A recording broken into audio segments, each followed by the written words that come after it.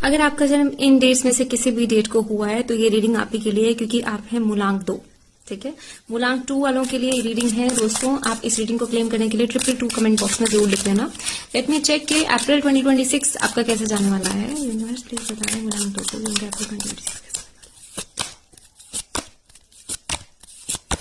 दोस्तों अप्रैल 2026 में मुझे नजर आ रहा है कि एक तो आप अभी ना बहुत ज्यादा टर्निंग, आपको बहुत ज्यादा बाहरी चीजों से बहुत नेगेटिविटी आ रही है, बहुत डर रहे हैं, वो चीजों ने आपको हिलाकर रखा हुआ है इतना कि आप मेडिटेट भी नहीं कर पा रहे हैं।